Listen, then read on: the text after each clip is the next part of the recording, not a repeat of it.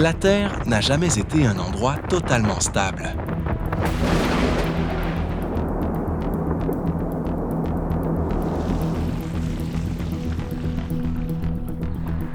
Sous les villes modernes, les routes de montagne et les paysages qui paraissent paisibles, les volcans, les plaques tectoniques, les tempêtes et d'autres forces capables de transformer des régions entières en quelques heures restent toujours en mouvement.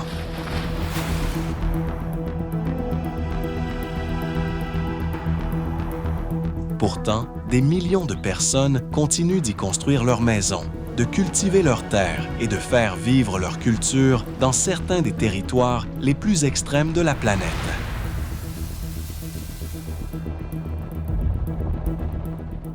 Des volcans actifs du Japon et de l'Indonésie aux routes spectaculaires de l'Himalaya et aux côtes frappées par les typhons, ce voyage montre comment l'être humain a appris à vivre aux côtés d'une nature aussi magnifique qu'imprévisible.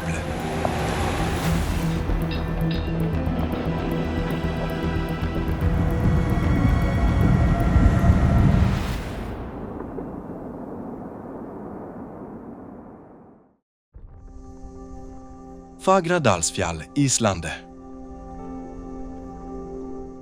Dans la péninsule islandaise de Reykjanes, le Fagradalsfjall appartient à un système volcanique longtemps resté silencieux avant de connaître une nouvelle activité au XXIe siècle.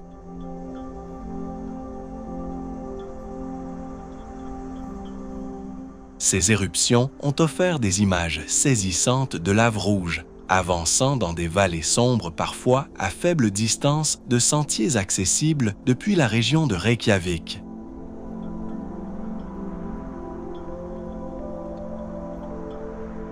Cette proximité ne rend pourtant pas le site inoffensif.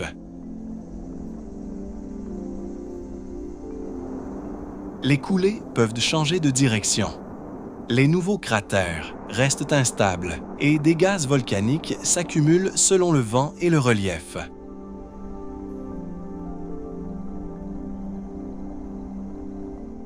La météo islandaise complique encore l'approche avec brouillard pluie froid et rafales soudaines.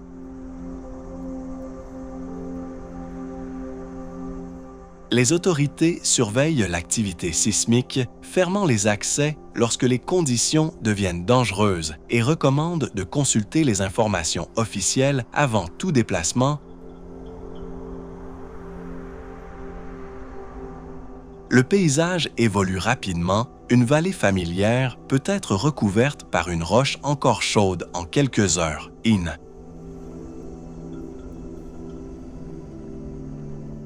Fagradalsfjall montre ainsi la naissance visible d'un territoire, mais aussi son caractère imprévisible.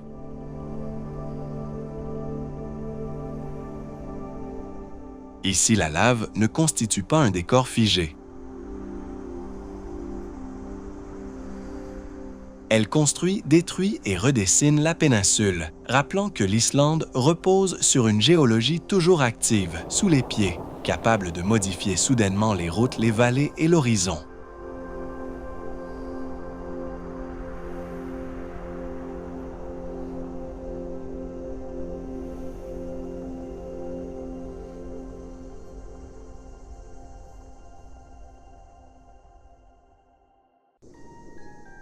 Kawah Ijen, Indonésie. Sur l'île indonésienne de Java, le Kawah Ijen ressemble à un paysage venu d'une autre planète.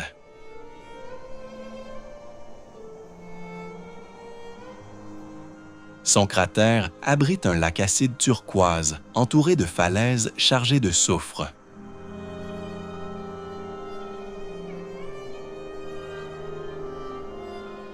La nuit, des gaz brûlants peuvent produire d'étranges flammes bleues, un phénomène spectaculaire qui attire photographes et visiteurs, malgré un environnement particulièrement hostile.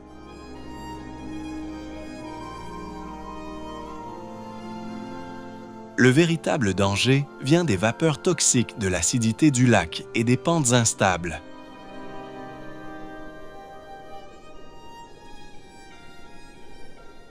Des mineurs descendent encore dans le cratère, pour extraire manuellement le soufre qu'ils transportent dans de lourds paniers sur des sentiers escarpés.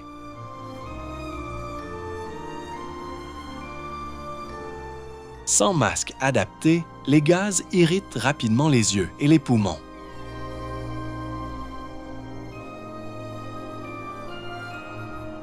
Les autorités peuvent fermer l'accès lorsque les concentrations deviennent trop fortes ou que l'activité volcanique augmente.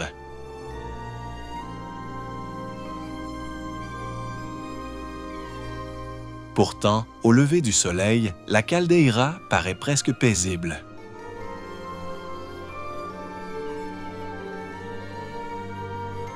Cette beauté trompeuse rappelle que le Kawaï-gen n'est pas seulement une attraction naturelle, mais aussi un lieu de travail exigeant et un volcan actif.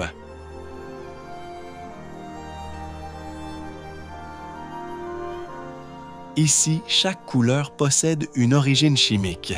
Chaque souffle dépend du vent et chaque pas vers le lac demande prudence, préparation et respect absolu des consignes locales.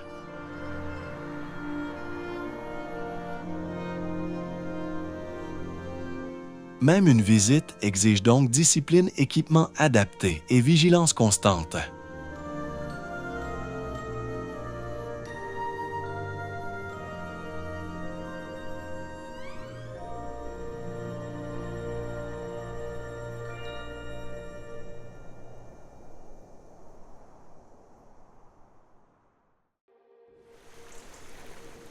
Route des Yungas, Bolivie. Entre La Paz et les vallées tropicales des Yungas, une ancienne route bolivienne s'accroche aux parois de la cordillère orientale.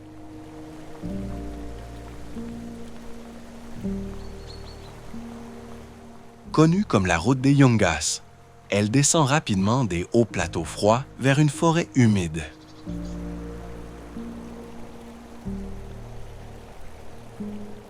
Son tracé étroit longe des précipices profonds, traverse des cascades et disparaît parfois sous un brouillard épais.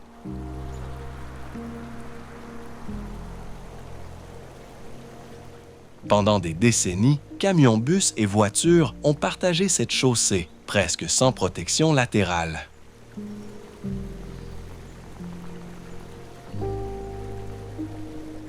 Les croisements demandaient une attention extrême, car certaines sections laissaient à peine assez d'espace pour 2 véhicules.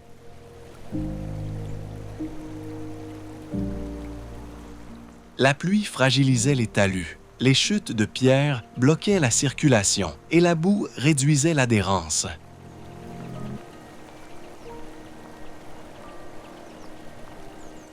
Une route moderne accueille désormais l'essentiel du trafic, tandis que l'ancien itinéraire est devenu populaire auprès des cyclistes.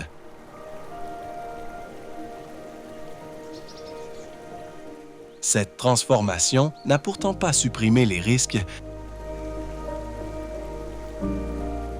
La pente, la météo et l'état du sol restent déterminants. Sur la route des Yungas, chaque virage révèle un changement brutal de paysage et d'altitude.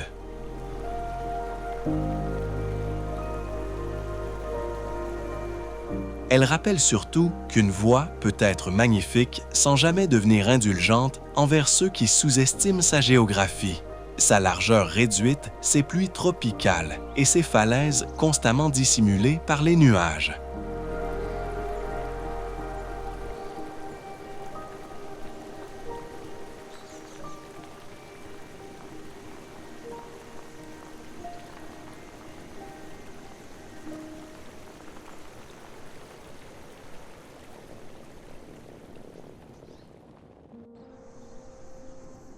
Tokyo, Japon.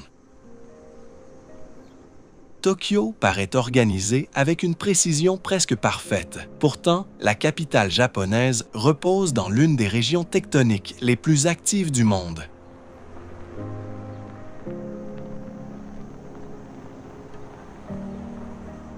Séismes, typhons, pluies intenses et risques d'inondation font partie de son environnement.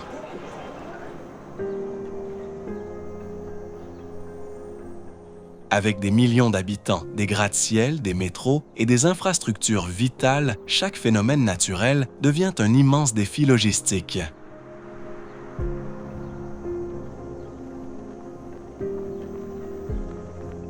La ville s'est adaptée grâce à des normes antisismiques strictes des bâtiments capables d'absorber les mouvements du sol et des exercices d'évacuation réguliers.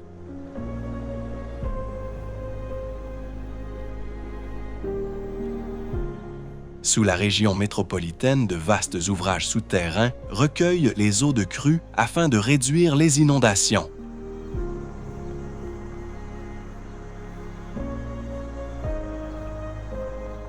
Les trains peuvent s'arrêter automatiquement lorsqu'un séisme est détecté, tandis que les téléphones diffusent des alertes avant l'arrivée des secousses les plus fortes.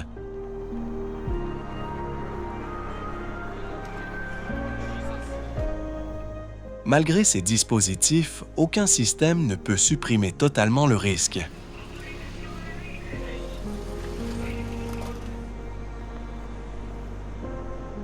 Tokyo fonctionne donc grâce à une préparation constante, souvent invisible dans la vie quotidienne.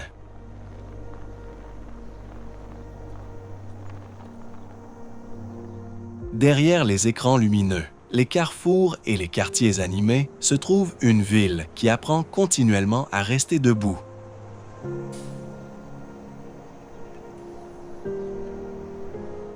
Ici, la modernité ne consiste pas à dominer la nature, mais à prévoir ses mouvements, limiter leurs conséquences et reprendre rapidement le rythme lorsque le sol ou le ciel change soudainement face à l'inattendu permanent, toujours.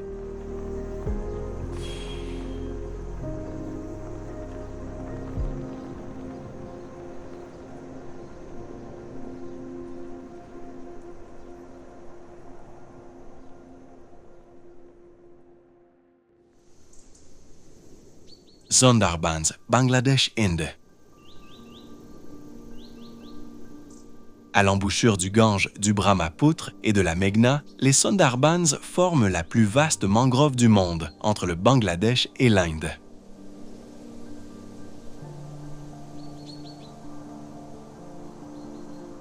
Ce labyrinthe d'îles de chenaux et de forêts protège le littoral, abrite une biodiversité remarquable et constitue l'un des derniers refuges du tigre du Bengale.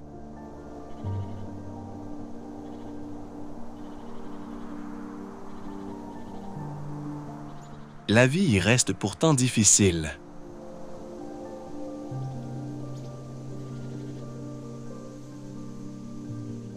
Les cyclones.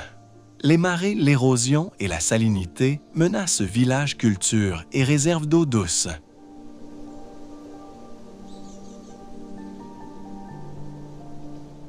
Les habitants se déplacent souvent en bateau et dépendent de la pêche du miel du bois ou de petites exploitations agricoles.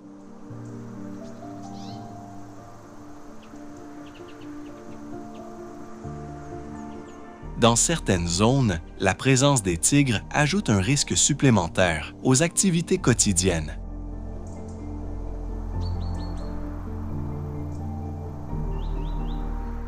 Les mangroves réduisent la puissance des vagues, mais elles reculent sous l'effet de la montée des eaux et des transformations du delta.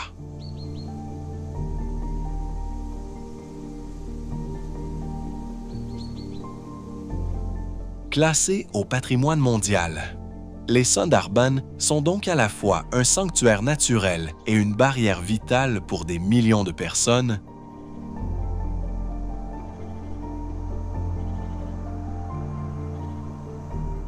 Ici, chaque racine retient un peu de terre.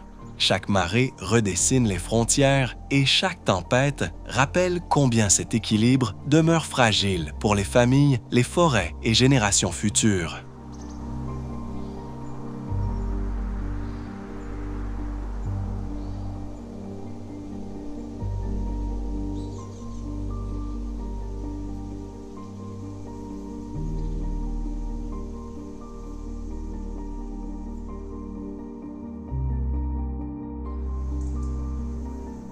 Grindavik, islandais.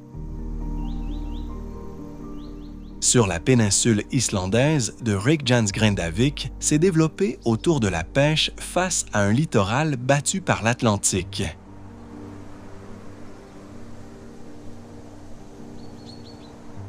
Pendant des générations, le principal danger semblait venir des tempêtes et des vagues.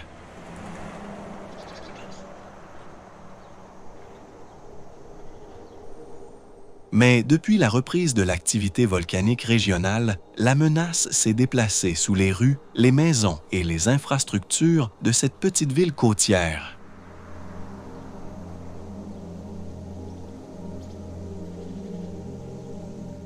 Des essaims sismiques, des fissures et des intrusions de magma ont obligé les autorités à organiser des évacuations et à surveiller constamment le terrain.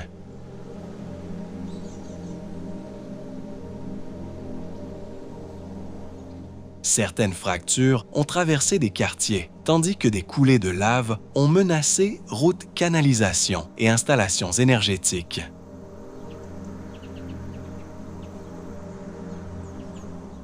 Des digues de protection ont été élevées pour détourner la lave, sans pouvoir garantir une sécurité absolue.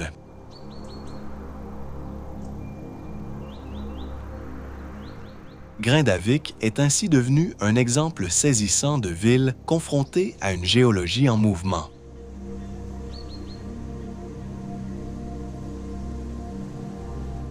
Les habitants doivent composer avec l'incertitude, les fermetures temporaires et la possibilité de nouveaux épisodes éruptifs. Pourtant, le port, la mémoire locale et l'attachement au territoire continuent de structurer la communauté.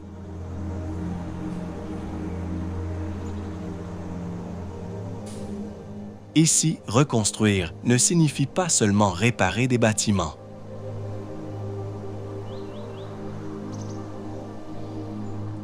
Il faut aussi apprendre à vivre avec un sol capable de s'ouvrir, de se soulever et de redessiner la ville presque sans avertissement.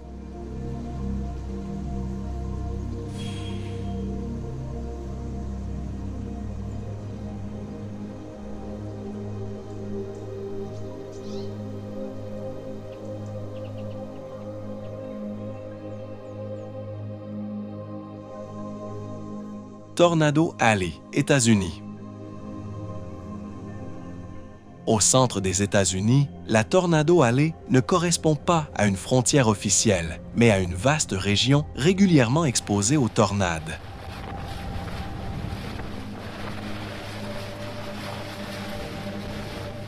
Elle englobe notamment des parties du Texas, de l'Oklahoma, du Kansas et du Nebraska.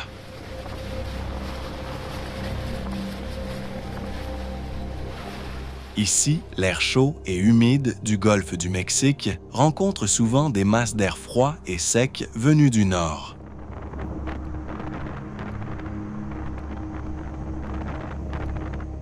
Lorsque ces courants se heurtent de violents orages, peuvent développer une rotation interne et produire des tornades en quelques minutes.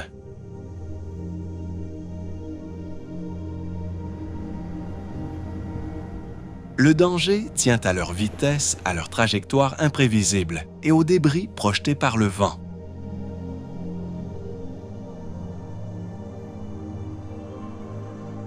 Les habitants s'appuient sur des radars des sirènes et des abris renforcés, tandis que les météorologues suivent chaque cellule orageuse avec précision.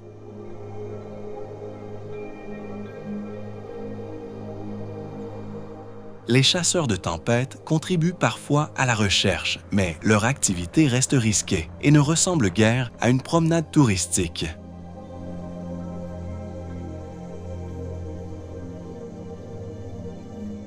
Dans cette région, le ciel peut passer d'un bleu tranquille à une masse sombre avant même que l'horizon soit entièrement couvert.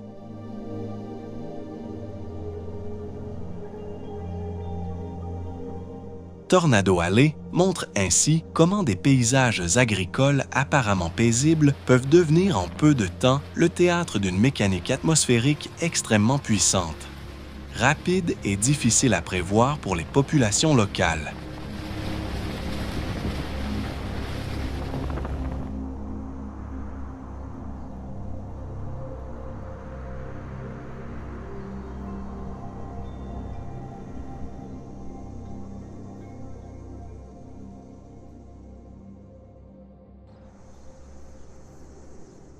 Tacloban, Philippines. Sur la côte orientale de l'île de Leyte Tacloban, fait face directement au vaste océan Pacifique.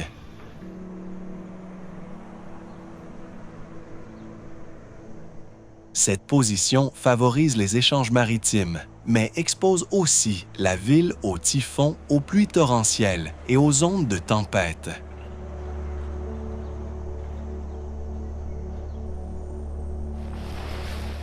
Les quartiers bas proches de la baie de San Pedro sont particulièrement vulnérables lorsque vents puissants et marées élevées se combinent.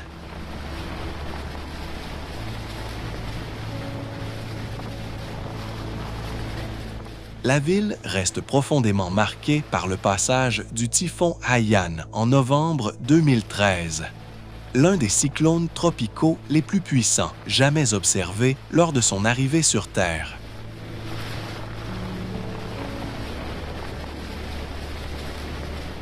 Depuis, les autorités ont renforcé les systèmes d'alerte, les centres d'évacuation et les programmes de préparation communautaire.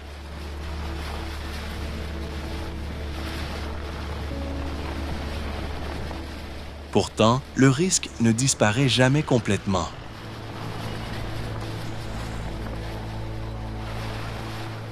Les routes peuvent être inondées, les communications interrompues et les habitations légères gravement endommagées.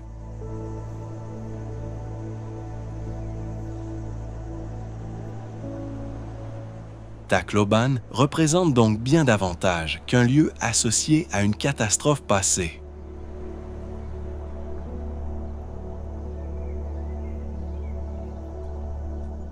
C'est une ville active, reconstruite et tournée vers l'avenir où marchés, écoles et ports fonctionnent sous un ciel souvent changeant.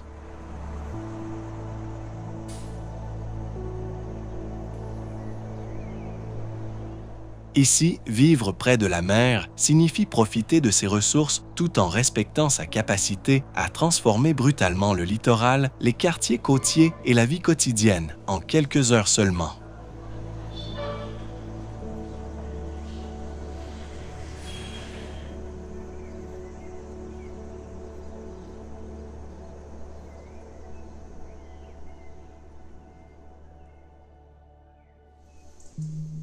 Village d'Atule, Chine. Dans les montagnes du Sichuan, le village d'Atuleer est construit au sommet d'une falaise abrupte à environ 800 mètres au-dessus de la vallée.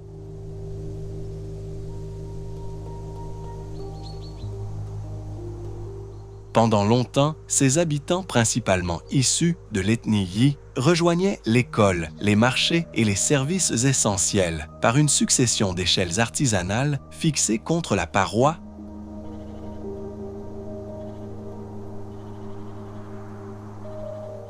Cette ascension demandait équilibre et sang-froid, surtout sous la pluie, ou lorsque le brouillard réduisait la visibilité.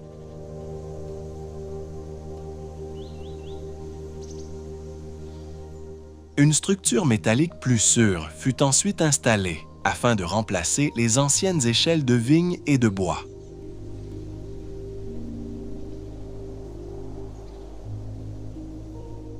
Le village devint célèbre mondialement, mais cette notoriété révéla surtout les difficultés d'accès d'éducation et de développement rencontrées par les communautés isolées.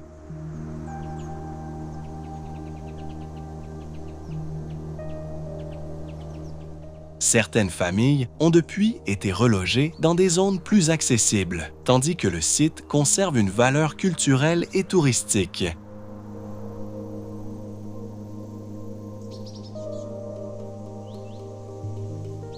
À Atuleer, la hauteur n'est pas seulement spectaculaire, elle a longtemps déterminé chaque déplacement, chaque livraison et chaque journée d'école encore.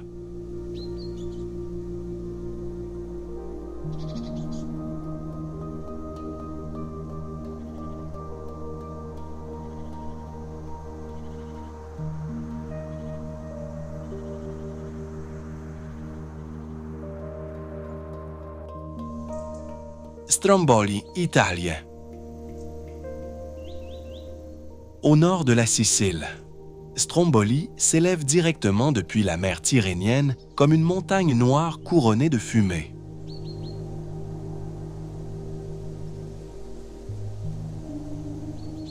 Ce volcan actif donne son nom aux éruptions stromboliennes, caractérisées par des explosions régulières projetant lave, cendres et fragments incandescents.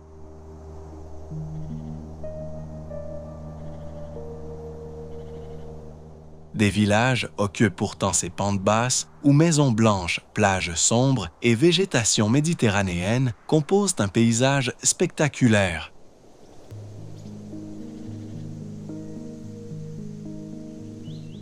L'activité habituelle peut sembler rythmée, mais elle reste imprévisible.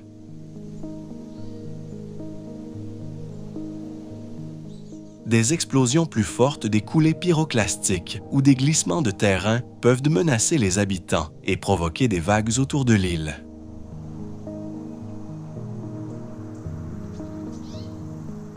Les autorités surveillent. Le cratère limite l'accès aux hauteurs et impose parfois des évacuations ou des restrictions maritimes.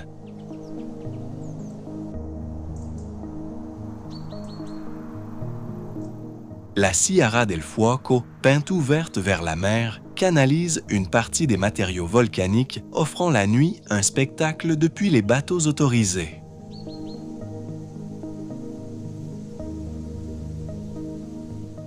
Pourtant, cette beauté ne doit jamais faire oublier le danger.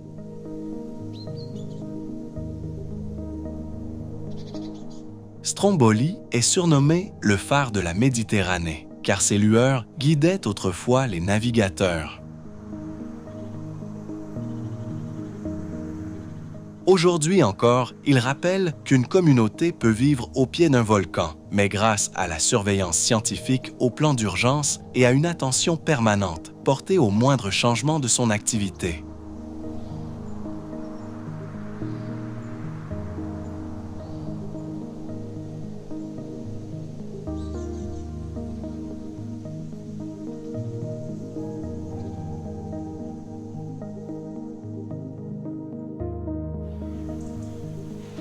Tuvalu. Au cœur du Pacifique, Tuvalu rassemble 9 îles et atolls dont l'altitude dépasse rarement quelques mètres, maximale.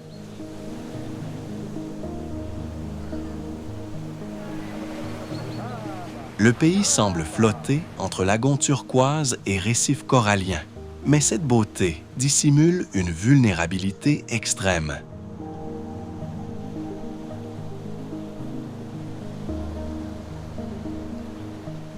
La montée du niveau marin, les vagues de tempête et l'érosion menacent directement les habitations, les routes et les réserves d'eau douce.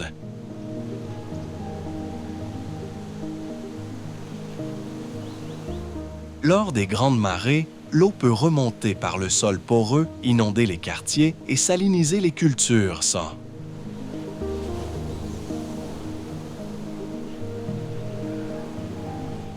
Les habitants récupèrent l'eau de pluie, renforcent certaines côtes et adaptent les bâtiments, tandis que le gouvernement cherche des solutions internationales pour protéger la population et préserver la souveraineté nationale.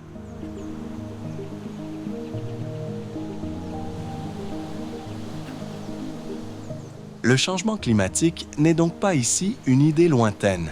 Il influence déjà l'agriculture, la santé, les déplacements et les projets familiaux.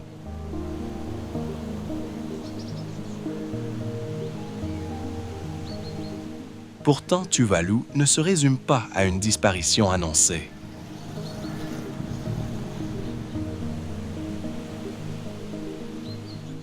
Ces communautés maintiennent des traditions maritimes, une forte vie collective et un attachement profond à leur terre.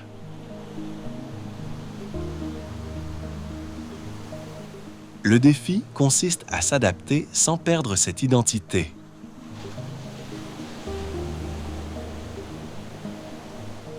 Dans cet archipel, chaque tempête rappelle la fragilité du territoire, mais chaque maison reconstruite, chaque citerne installée et chaque cérémonie locale montrent aussi une détermination remarquable à continuer de vivre au milieu du Pacifique, malgré un avenir devenu incertain.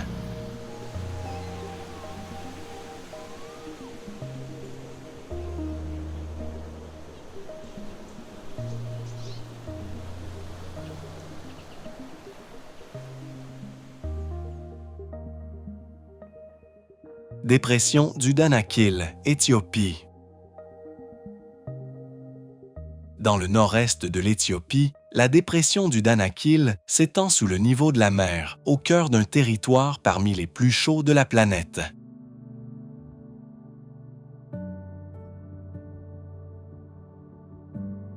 Volcans, champs de sel, sources acides et formations minérales colorées composent un paysage presque irréel.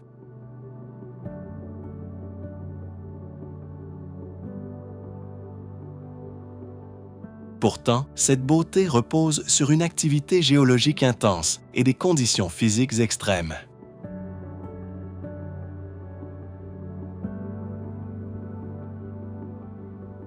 Les températures peuvent dépasser largement 40 degrés, tandis que l'eau potable reste rare et les distances considérables.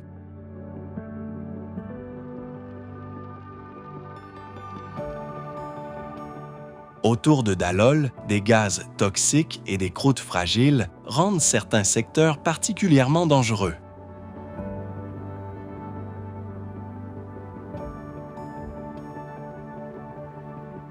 Plus au sud, le volcan Erta Eil abrite un système de lave actif dont l'accès exige de longues traversées sur des pistes difficiles.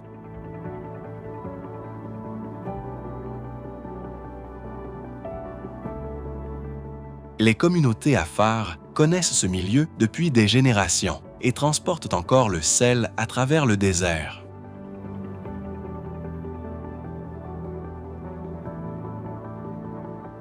Pour les visiteurs, une préparation rigoureuse des guides expérimentés et une logistique très solide sont indispensables.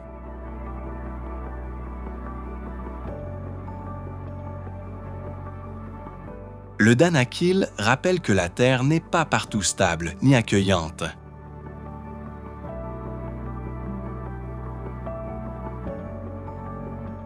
Ici, chaleur, sel, gaz et magma se combinent dans un environnement où la moindre erreur peut rapidement devenir un problème majeur pour tout voyageur mal préparé.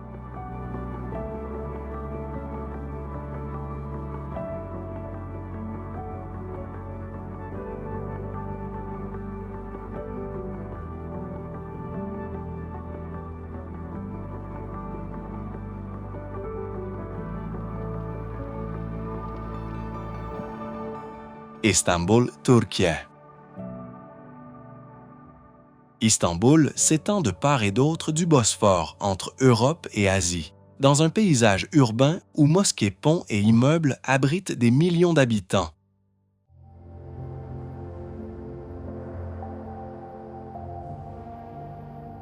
Mais au sud de la ville passe la faille nord-anatolienne, l'un des systèmes tectoniques les plus actifs de la région.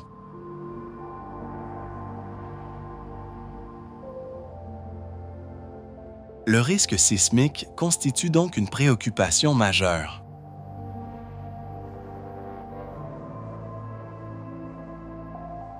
De nombreux bâtiments anciens ou construits rapidement restent vulnérables aux fortes secousses.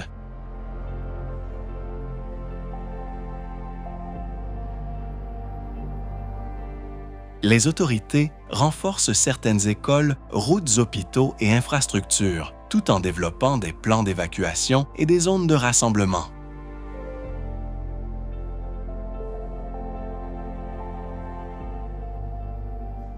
Pourtant, la densité, les embouteillages et l'étroitesse de certains quartiers compliqueraient toute intervention de grande ampleur.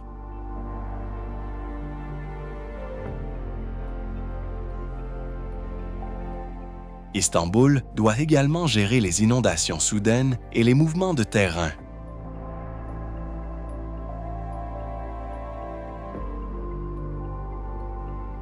La ville vit ainsi dans un équilibre délicat entre patrimoine, croissance et prévention.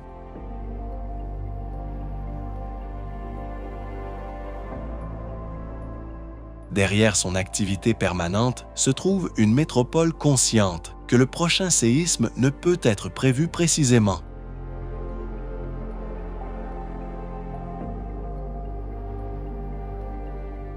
Sa sécurité dépend donc de la qualité des constructions, de la préparation publique et de décisions prises bien avant que le sol commence à bouger.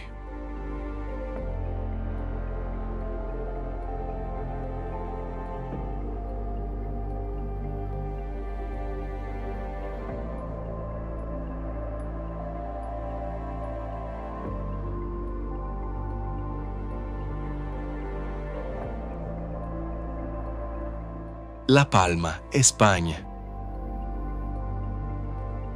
Dans l'archipel espagnol des Canaries, La Palma est surnommée l'île verte pour ses forêts, ses ravins et ses pentes volcaniques.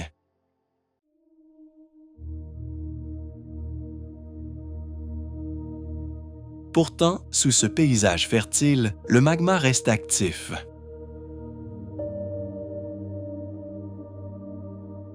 En 2021, l'éruption de Cumbre Vieja a ouvert plusieurs bouches, projeté des cendres et recouvert routes, cultures et quartiers entiers de lave.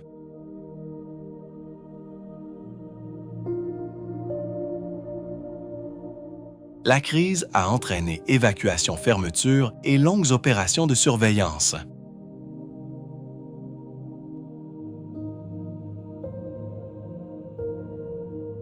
Les coulées ont modifié le littoral, tandis que les cendres ont perturbé l'air, les transports et l'agriculture bananière.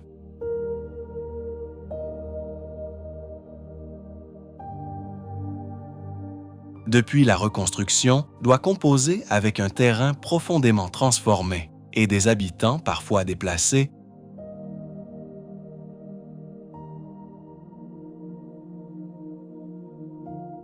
La Palma continue néanmoins de vivre du tourisme de l'astronomie et de ses cultures.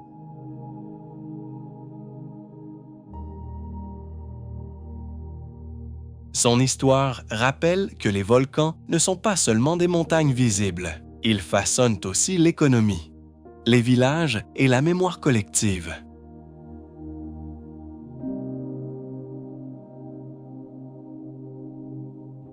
Sur cette île, chaque nouveau sol noir témoigne à la fois d'une destruction récente et de la création lente d'un paysage futur pour les générations qui reviendront y habiter.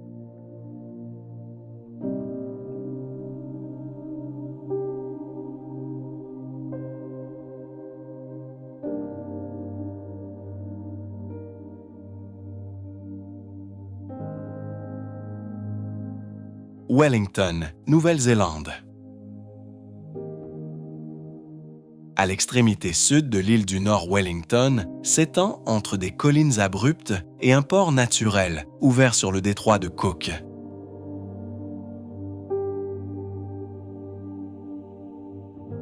Capitale de la Nouvelle-Zélande, la ville est célèbre pour ses vents puissants, mais son principal défi se trouve sous le sol.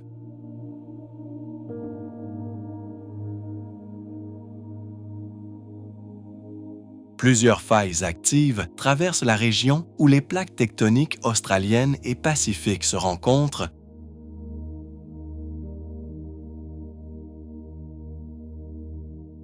Les séismes peuvent endommager bâtiments, routes, tunnels et réseaux essentiels, tandis que certains quartiers construits sur des pentes restent exposés aux glissements de terrain.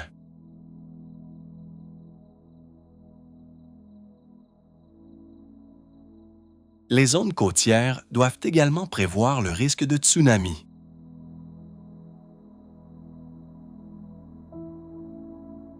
Wellington a donc renforcé ses normes de construction, modernisé ses infrastructures et développé des plans communautaires d'urgence.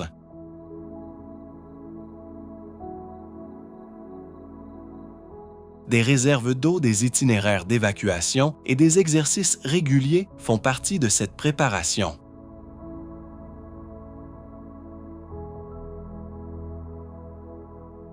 Le vent ajoute une autre contrainte quotidienne, compliquant parfois les transports maritimes et aériens.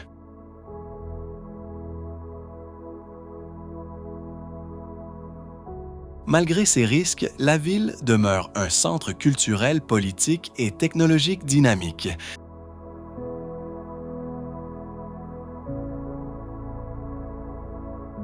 Ses musées, ses quartiers côtiers et ses maisons accrochées aux collines témoignent d'une adaptation continue au relief.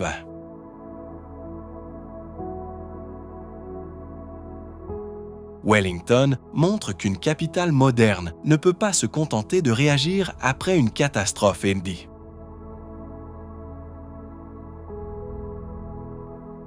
Elle doit anticiper les ruptures de services, protéger ses habitants et organiser la solidarité avant même que le sol ne commence à bouger ou que la mer ne se retire soudainement près du rivage.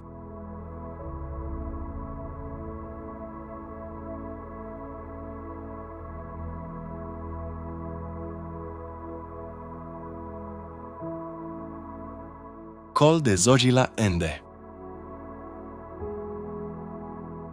Dans l'Himalaya indien, le col de Zoji la relie la vallée du Cachemire au Ladakh, à plus de 3500 mètres d'altitude.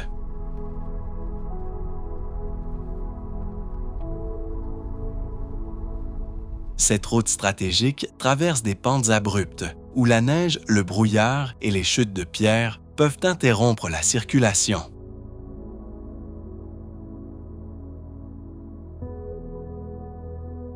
Sur certaines sections, la chaussée reste étroite et longe directement le vide.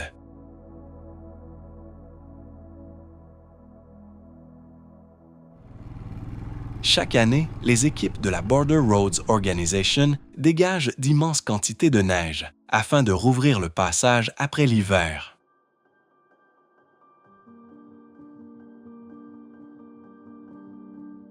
Avalanches, glaces et glissements de terrain compliquent leur travail, tandis que les convois doivent avancer lentement dans les virages.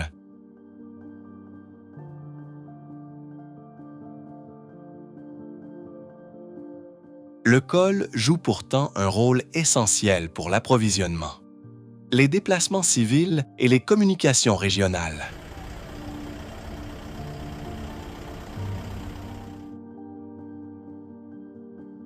De nouveaux tunnels cherchent à maintenir une liaison plus régulière, mais Zoji la conserve son caractère imprévisible.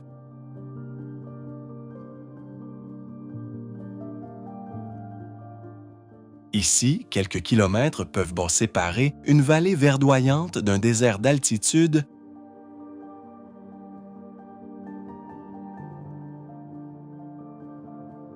La route rappelle ainsi que franchir l'Himalaya dépend autant de l'ingénierie que de la météo, de l'entretien et de la patience des conducteurs engagés sur cet axe toute l'année.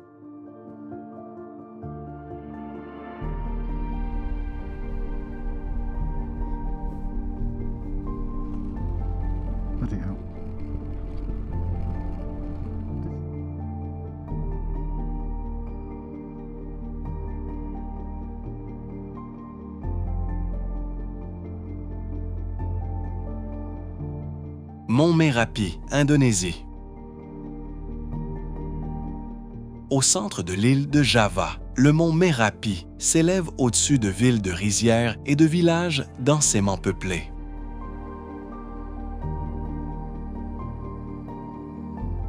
Son nom signifie souvent « montagne de feu », une description méritée pour l'un des volcans les plus actifs d'Indonésie.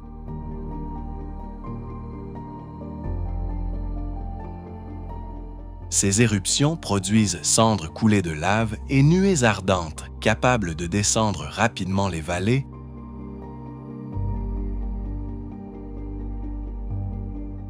Les autorités surveillent en permanence les séismes, les gaz et la croissance du dôme de lave.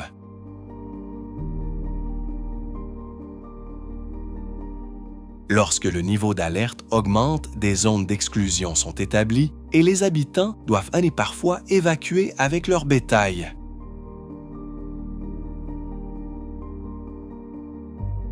Les pluies peuvent ensuite remobiliser les cendres et provoquer des lahares dans les rivières.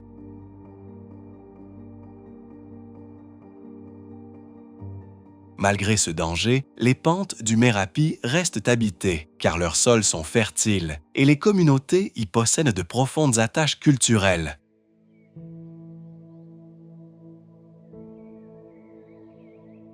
des traditions locales coexistent avec la volcanologie moderne pour interpréter les signes de la montagne.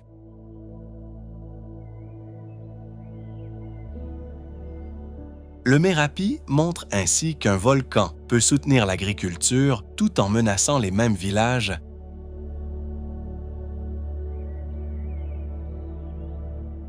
Ici vivre signifie observer, préparer les départs et revenir lorsque la montagne retrouve un calme toujours provisoire entre deux épisodes éruptifs.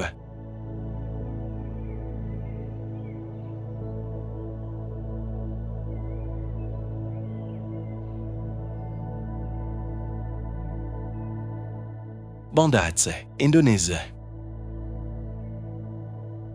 À l'extrémité nord de Sumatra, Banda Aceh fait face à l'océan Indien, dans une région où plusieurs plaques tectoniques se rencontrent.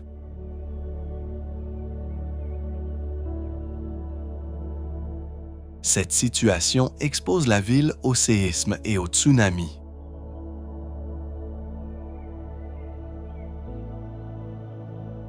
Le 26 décembre 2004, un puissant tremblement de terre sous-marin déclencha une vague dévastatrice qui transforma profondément la ville et sa mémoire collective.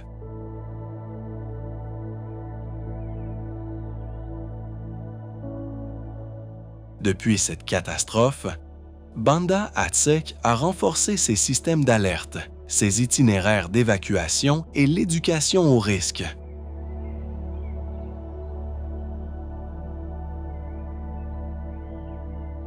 Des bâtiments servent de refuges verticaux, tandis que des monuments et musées transmettent l'histoire aux nouvelles générations.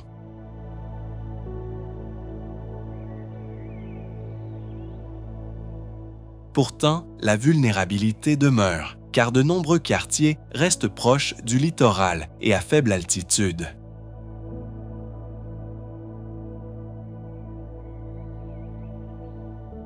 La ville s'est reconstruite avec des routes, des écoles, des mosquées et des marchés, retrouvant progressivement son rythme quotidien.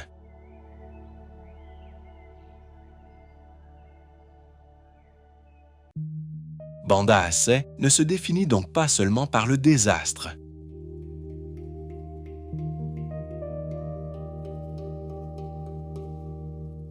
Elle représente aussi une communauté capable de transformer la mémoire en préparation collective afin que chaque nouvelle alerte déclenche des gestes rapides plutôt que la confusion.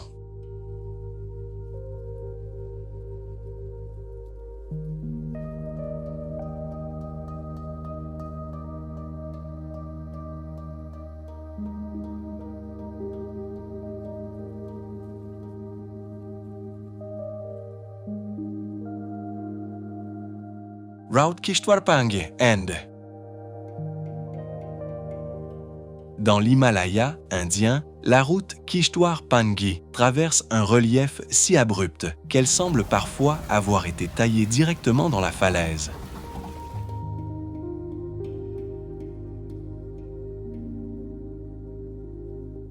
Certaines sections suivent la rivière Chenab ou dominent des gorges profondes sur une chaussée étroite où les barrières de sécurité sont rares.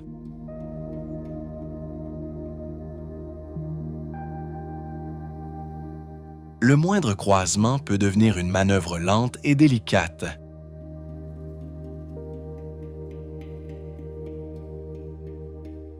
La route relie des communautés isolées, mais son utilisation dépend fortement de la saison.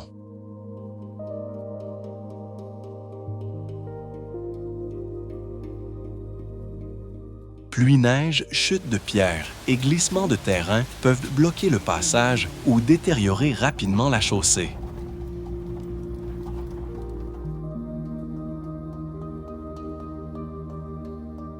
Dans plusieurs portions, les véhicules circulent sous des parois instables, tandis que le vide reste visible à quelques mètres des routes.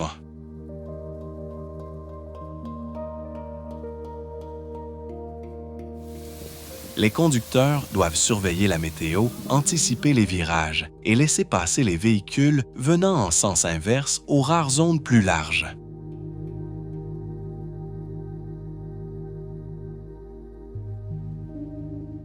Cette voie n'est donc pas seulement spectaculaire, elle joue un rôle vital pour l'approvisionnement, les soins et les déplacements locaux.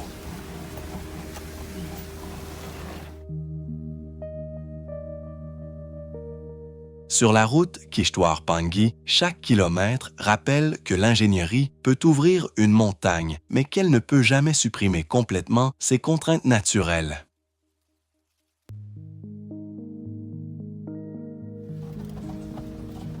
पानी से निकलने के बाद ब्रेक्स वगैरह एक बार ना हल्की हल्की सी वो कर लिया आप धीरे चलाएं संजय ji.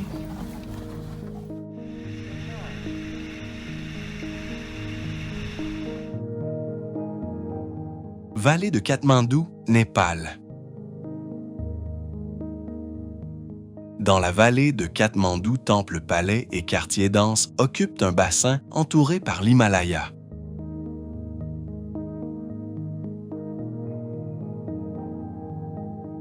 Ce paysage culturel exceptionnel concentre une grande partie de la population népalaise, mais il repose aussi dans une zone fortement exposée au séisme.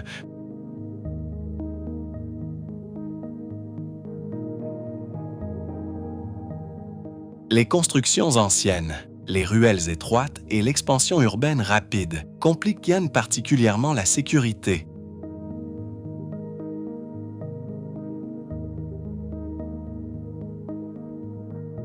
Le tremblement de terre de 2015 a rappelé la fragilité des monuments, des logements et des infrastructures.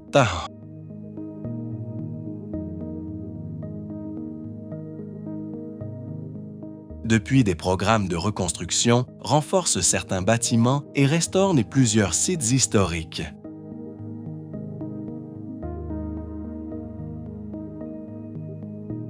Pourtant, la pollution, les glissements de terrain et les pluies de mousson ajoutent d'autres risques au quotidien.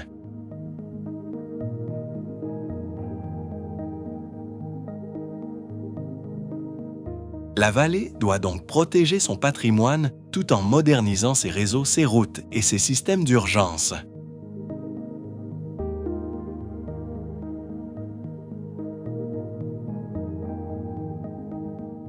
Ici, chaque stupa et chaque place raconte des siècles d'histoire, mais aussi une lutte permanente pour adapter une capitale vivante à un relief fermé et à une géologie imprévisible.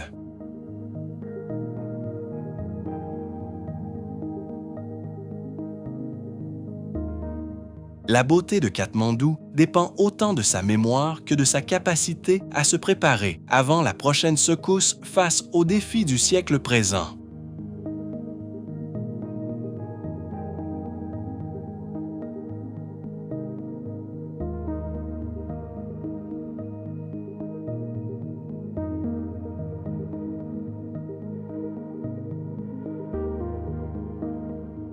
Sakurajima, Japon. Face à la ville japonaise de Kagoshima, Sakurajima domine la baie comme une présence presque permanente.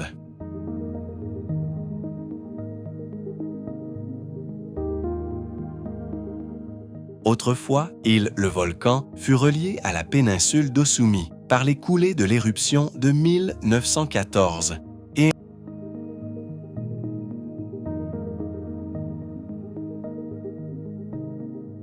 Aujourd'hui, il reste l'un des volcans les plus actifs du Japon, avec des explosions fréquentes et des panaches de cendres visibles depuis la ville.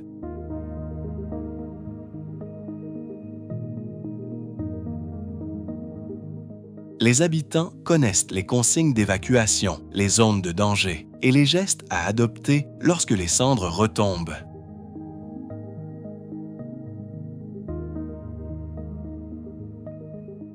Des abris renforcés des capteurs et des équipes scientifiques surveillent continuellement l'activité.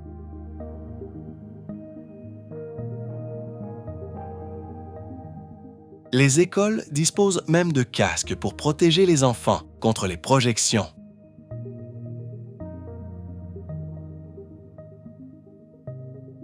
Malgré cela, la vie quotidienne continue entre ferry, agriculture et tourisme.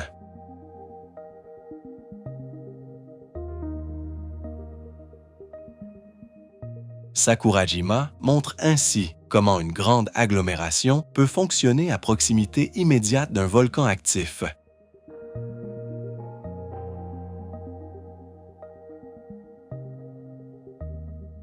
Le danger n'est pas toujours spectaculaire. Il se trouve aussi dans la poussière, les routes glissantes et les changements soudains du vent.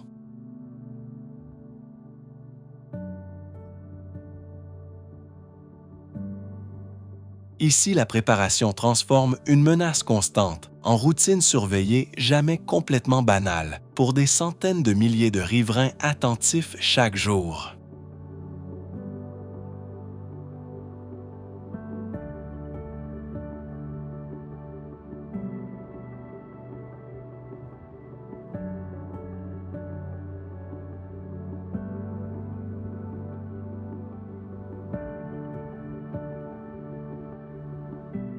Route de Fairy Meadows, Pakistan.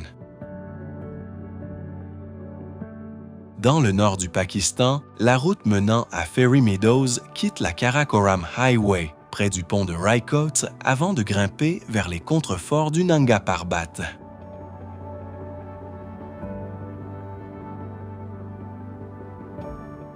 La piste taillée dans une montagne sèche et friable reste extrêmement étroite.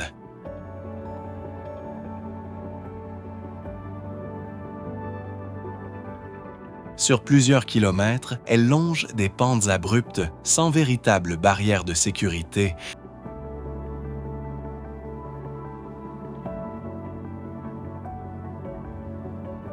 Seuls des véhicules tout-terrain locaux parcourent généralement cette section, car les virages serrés, les pierres instables et le vide exigent une parfaite connaissance du terrain.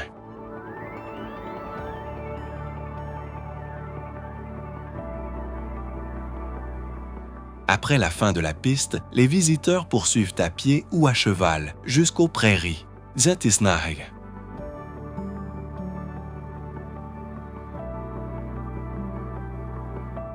La pluie peut provoquer des glissements tandis que les chutes de pierre et l'érosion modifient rapidement la chaussée.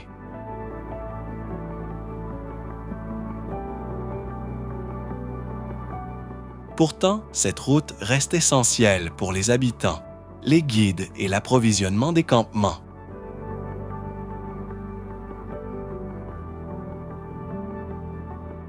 À l'arrivée, les forêts et les pâturages offrent une vue spectaculaire sur le Nanga Parbat.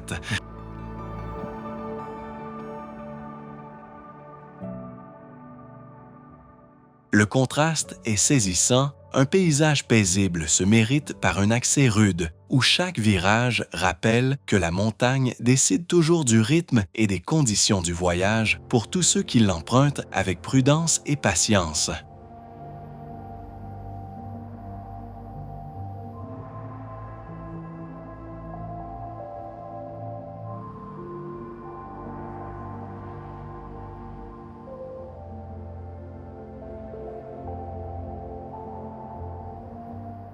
Caldeira d'Azu, Japon. Au cœur de l'île japonaise de Kyushu, la caldeira d'Aso forme une immense dépression volcanique, entourée de montagnes de prairies et de villages.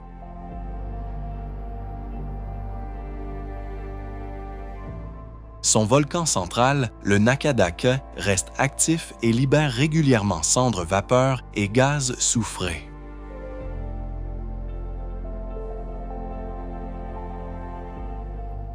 Lorsque l'activité augmente, les autorités ferment les routes et les belvédères proches du cratère.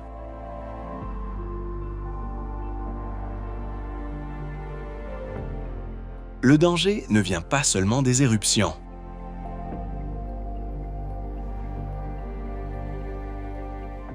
Les gaz peuvent devenir dangereux selon la direction du vent, tandis que les fortes pluies fragilisent les pentes couvertes de dépôts volcaniques.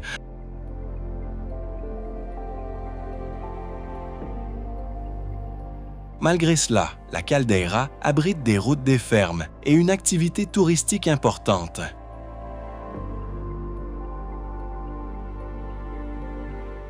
Les habitants vivent donc avec des systèmes d'alerte des zones interdites et une surveillance scientifique permanente.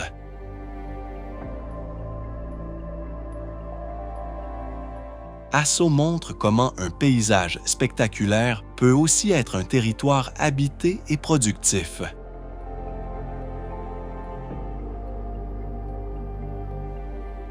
Ici, les pâturages verdoyants reposent sur une histoire géologique violente et chaque panache au-dessus du Nakadake rappelle que le volcan continue de transformer lentement le centre de Kyushu pour les communautés installées dans cette vaste enceinte naturelle.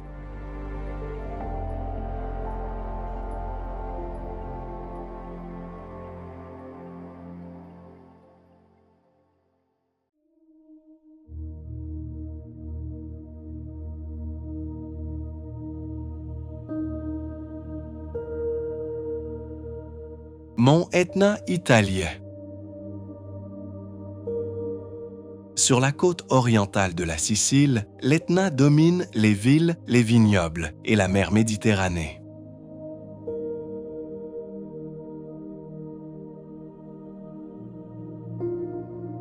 Plus haut volcan actif d'Europe, il connaît des éruptions fréquentes avec coulées de lave, fontaines incandescentes et nuages de cendres.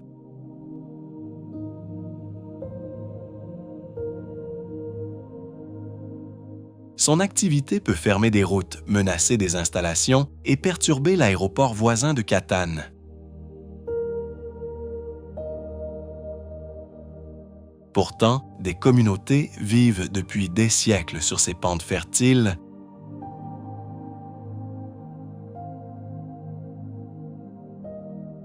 Les sols volcaniques favorisent la culture de la vigne des agrumes et des pistaches, tandis que le tourisme attire randonneurs et scientifiques.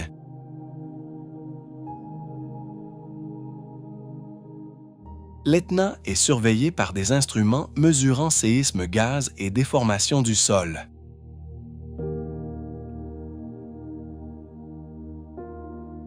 Les autorités adaptent les accès selon les conditions, car une éruption peut évoluer rapidement.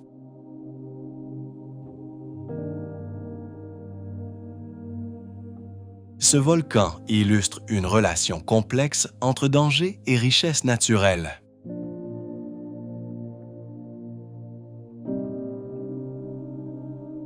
Ces coulées détruisent parfois routes et champs, mais créent aussi de nouvelles terres.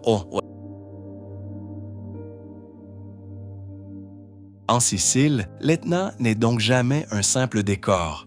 Il influence l'économie, le paysage et le rythme quotidien avec une puissance toujours visible.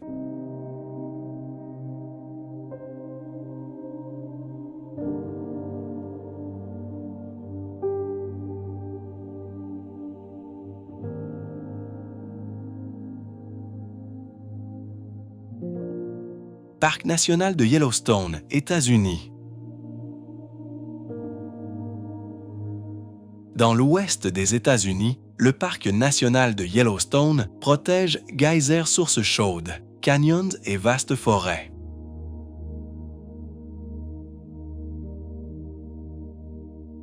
Sous ce paysage se trouve un immense système volcanique souvent présenté de manière spectaculaire comme un supervolcan.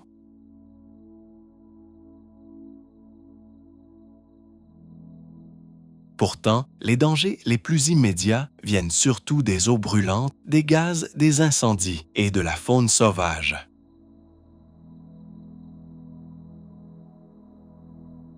Les visiteurs doivent rester sur les passerelles car les croûtes autour des bassins thermaux peuvent être minces et cacher une eau proche de l'ébullition.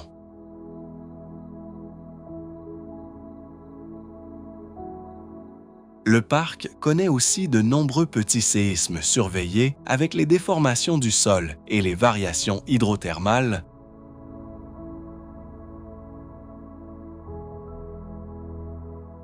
Les scientifiques ne considèrent pas une éruption géante comme imminente, mais Yellowstone demeure géologiquement actif.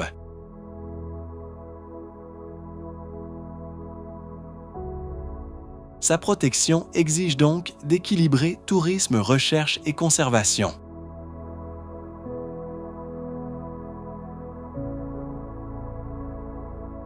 Bison loup et grizzly partagent cet espace avec des millions de visiteurs.